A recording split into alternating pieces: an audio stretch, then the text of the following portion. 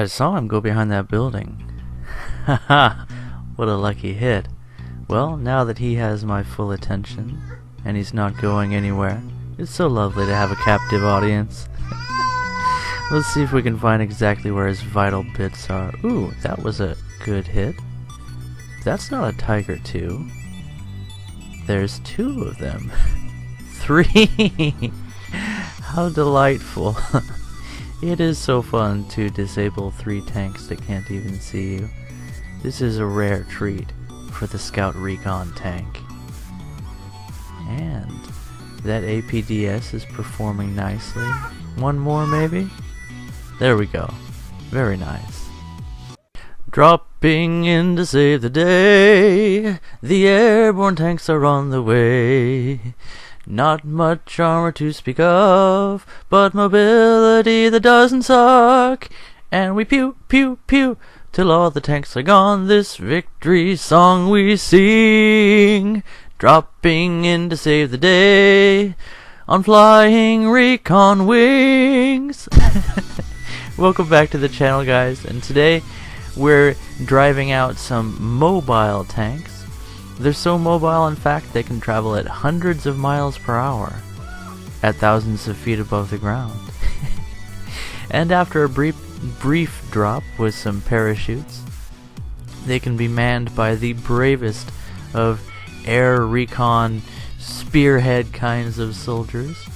I'm talking, of course, about tanks that can be dropped from an airplane. And the T114, the bravest baby toaster, is not new to this channel. I've been playing this tank off and on since I made my T114 video a little bit back, because it's so fun to play. And right after I made this video, I actually made a custom camo for the T114. It's an anime one, so if you don't want an immersion break, then I wouldn't recommend it. But it's super adorable. It's based off of a cutesy anime that I watched with my wife called Himoto Umaru-chan, which is just adorable. If you like adorable anime and silly anime, then it's right up your alley. And if not, well, I've got some tank video for you today, so you can re-establish your masculinity by watching this tiny tank perform admirably under the circumstances. And as you can tell, we're heading for the capture point. The mobility of the T114 is fantastic on flat ground, but drops off very rapidly as soon as you encounter rough terrain or any kind of an incline. Now this is always the scariest part of the match for me, because uh-oh, we're drawing fire. That's not gonna be good. Cross your fingers, guys. Oh my gosh. Wow. Did you see us take that hit?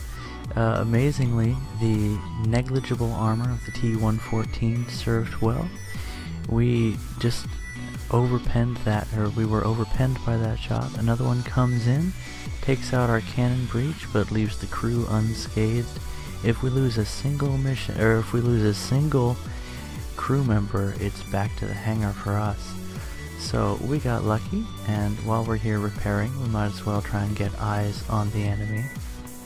This is a scout tank after all, and at this point in the match, I wasn't very optimistic about my chances, but it always feels like a great achievement when I manage to do anything with the T114. It's one of those tanks that really feels like it's an underdog in a match, even though it's very capable. Just the very low amount of survivability you have is an issue. But a few quick shots takes down that enemy tank, so we're feeling pretty accomplished at this point. Scout out another tank.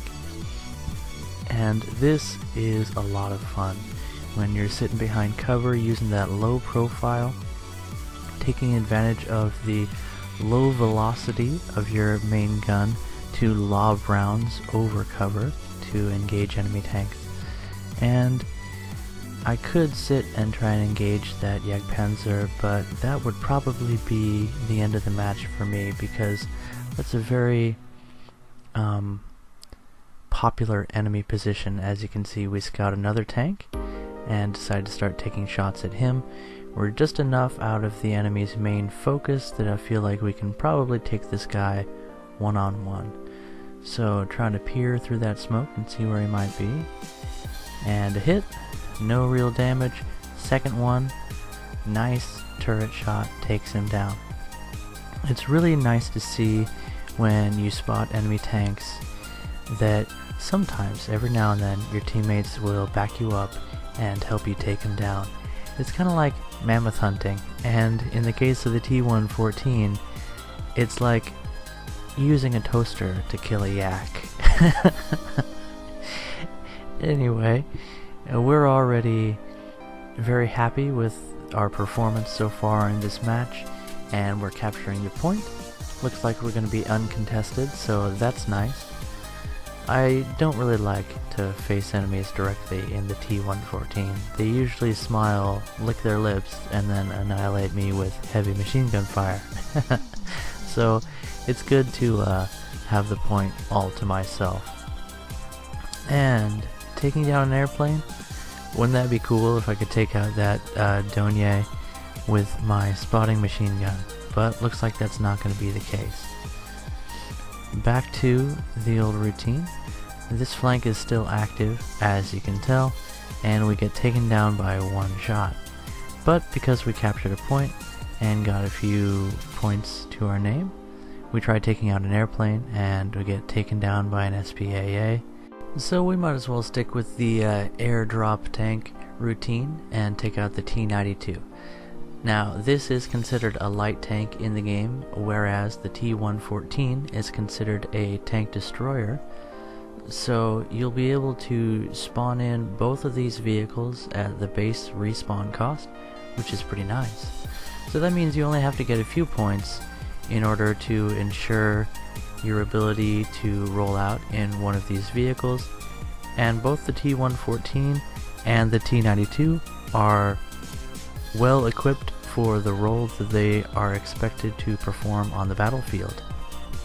As scout tanks, the T114 and T92 are very suitable for their role, especially the T92 because it has a similar layout with an even lower height, which can be a huge advantage, great gun depression, a solid cannon that's capable of engaging almost anything that it faces at its battle rating, and a really good reload rate. But couple that with the scout mechanic and the good gun depression, and you can use the terrain and your good mobility to great advantage. This can be a fantastic ninja tank. In fact, way back when I was still a noob at War Thunder, and even after unlocking 6.7, I still hadn't developed the skills to really do well in this game.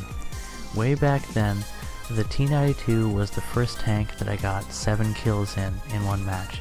So that was pretty special for me. And this tank can still perform very well. You see, at range, when it's hill peeking, it's practically invisible. It's a very, very difficult foe to pin down if you use it appropriately. And here you see us scouting targets and engaging at long range. Now, at this kind of range, the high velocity gun that it has, I think it's a 76mm, not entirely sure, 75, 76, something like that. The cannon can perform reasonably well, but the penetration values of its APDS do fall off rather rapidly at ranges like this. However, because I'm getting side shots on the enemy, if I can manage to hit them, and again, I haven't really gotten a feel for the cannon on this tank yet. It's been quite a while since I played it, but if I can hit, then I will be able to do a reasonable amount of damage.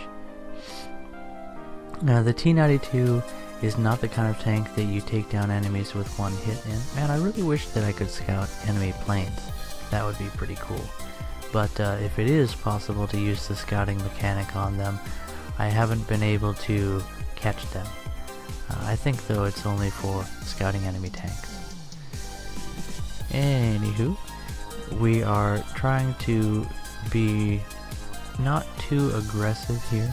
We want to remain stealthy because we're a bit behind on spawn points we actually spawned out 2 different airplanes because what I was trying to do with this match was actually get Step Spider. I was looking for a different way to accomplish that special task, and it is possible to complete Step Spider by using aircraft. So if you have that special task for, say, Tank RB, and here we see that clip from the beginning. Enjoy this ninja tactics, taking down these enemy tanks. If you want to get Step Spider in Tank RB, you can load out, say for the Americans, a P-47 into your 6.7 lineup. And then if you manage to kill anything that's 1 battle rating or higher than you with your P-47, as long as you use a tank in the battle, which is mandatory anyway, you can get that special task completed. So, speaking of completing tasks, wouldn't it be cool if there was an award or something for killing enemy tanks through cover? I don't know how reasonable that would be, but it would just be kind of neat to see at the end of the battle, like, some little medal that's like, good job, you shot a tank through a house.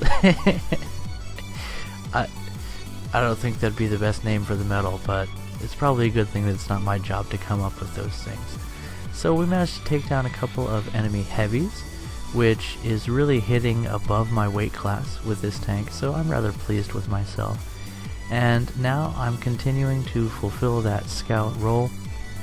Again, this is sort of unlike me, and look at the incredibly low profile of this tank. I'm barely higher than this scrub brush, if that. But I'm scouting enemies, and now my Toshio reflexes are just kicking in, and I have to move in closer to the battle. I'm not the kind of person that enjoys long-range sniping or lurking in one area. You'll see me do that in a few of my videos, but everything in my body just yearns to close distance with the enemy and engage in head-to-head combat.